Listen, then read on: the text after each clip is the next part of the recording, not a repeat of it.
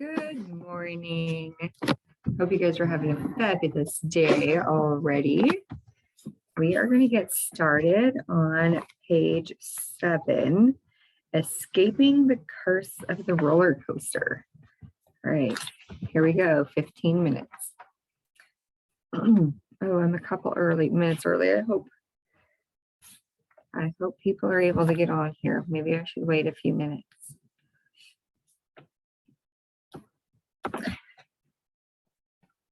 I'm just going to go. You guys can listen. All right. Good morning. Page 7, Escaping the Curse of the Roller Coaster. Up to that point, I knew I was average. If I had continued accepting that as simply the way things were, then nothing much in my life would have turned out for me. The shift in my life began happening when I stopped taking it for granted that just because I was an average guy, that meant I was doomed to no more than average results. I now started questioning whether this was true. I began doing a systematic review of my life and taking a very close look at my actions and my results. Here's what I saw. When people are looking down the barrel of failure in their lives, they will do whatever it takes to get themselves moving, anything to start climbing upward toward the point of survival. And then once they get to the point where they're keeping their heads above water, they start heading back down again. As they start getting close enough to the failure line that they can see it coming, they go, whoops, I'm headed towards failure. And then they do whatever it takes to turn their trajectory around and start heading back up. And the cycle repeats. So you have this, hope it's not too blurry, this graph here.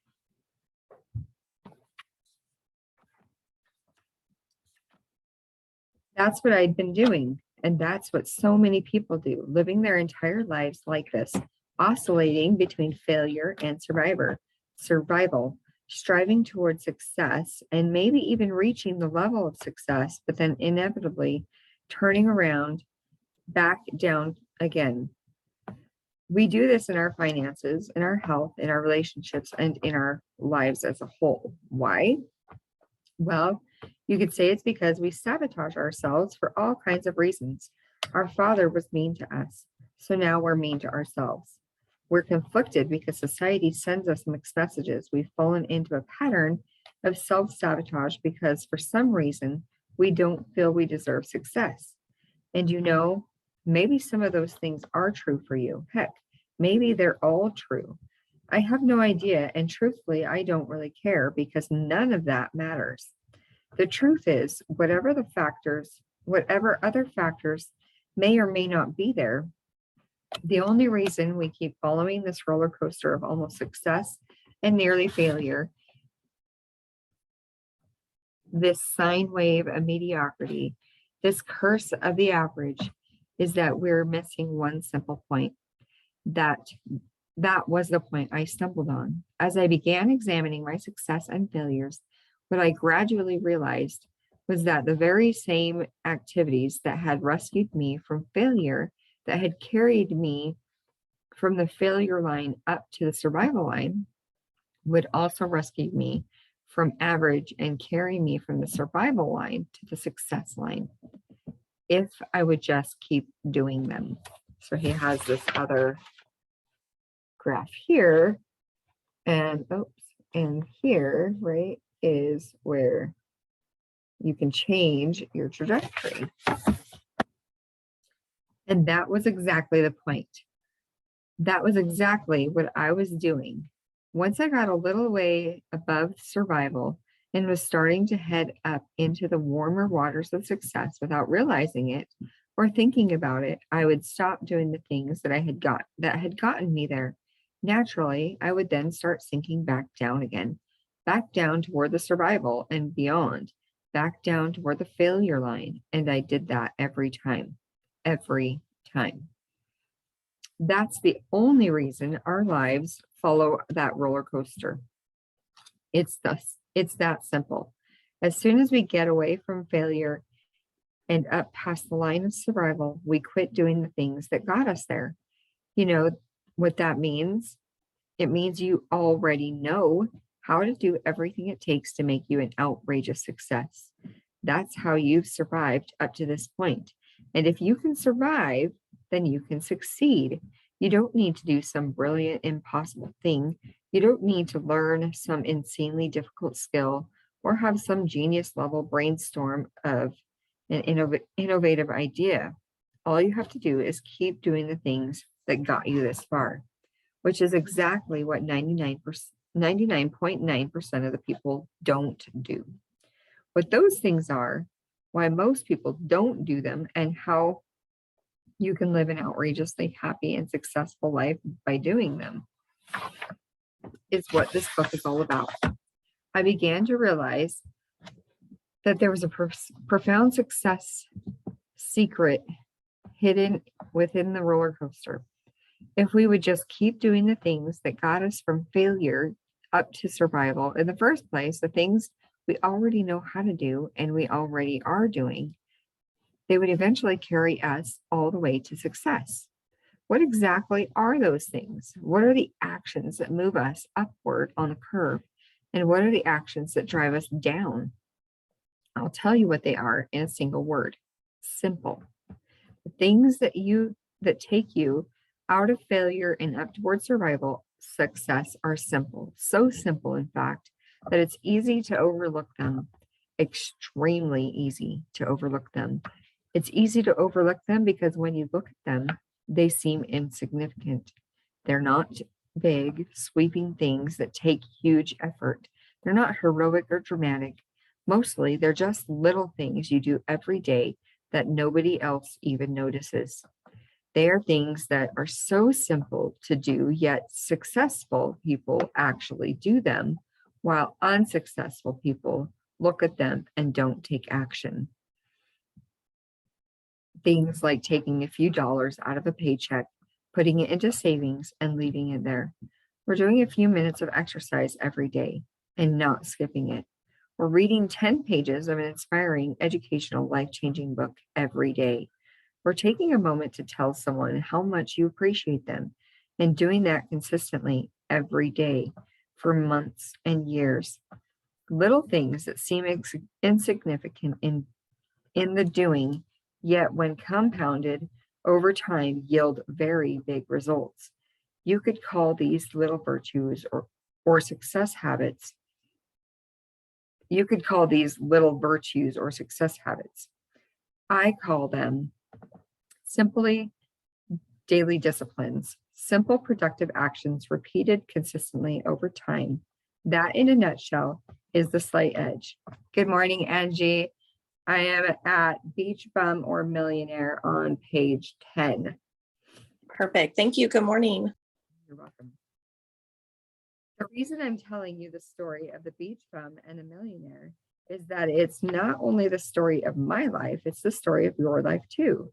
You have both a beach bum and a millionaire inside you, a potential failure and a potential success.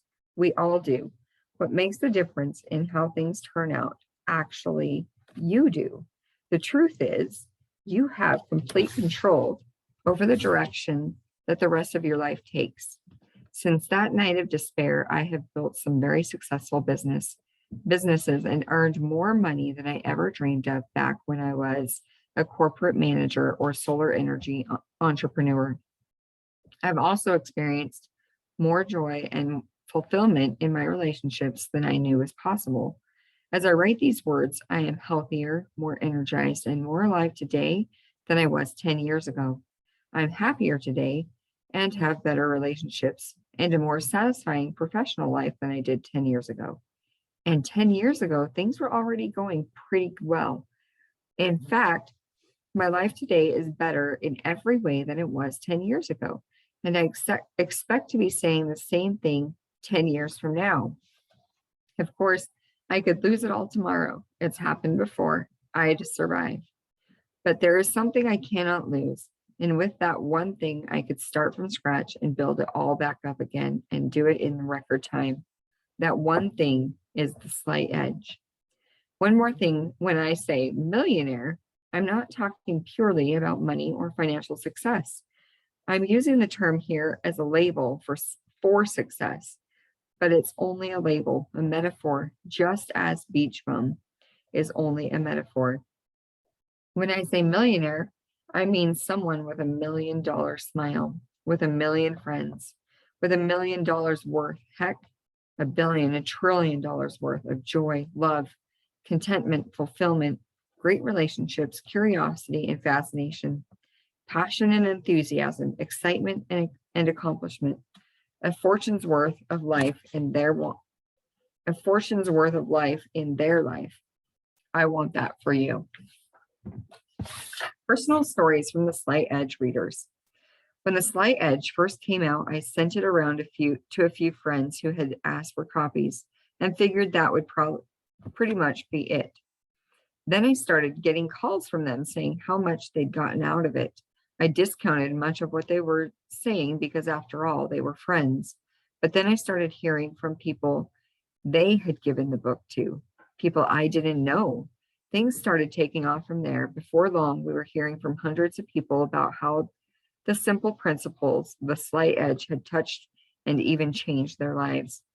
As hundreds turned into thousands, it occurred to us that sharing even a few of these stories right here on these pages might bring the material to a life in a different way and help you apply it in your life too.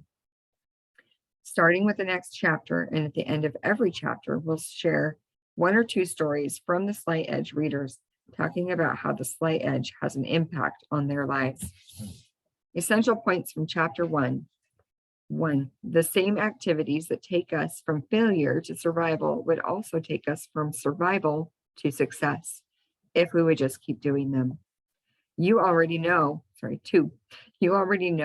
to do everything, how to do everything it would take to make you an outrageous success. All you have to do is keep doing the things that have gotten you this far. 3. You have complete control over the direction that the rest of your life takes. And 4. There is a beach bum and a millionaire inside each one of us. What makes the difference is how things turn out. You do. Okay, chapter 2. Do the thing and you shall have power. Ralph Waldo Emerson essay on compensation. Let me tell you what actually happened starting the day after that night of despair. After my solar energy company collapsed and they towed away my nice car, I had no resources, no savings or capital, nothing I could start over with. The only option I had was to go to work for someone else. So I did something that gorgeous George cutting those golf greens in his cutoffs would never have dreamed he'd be doing.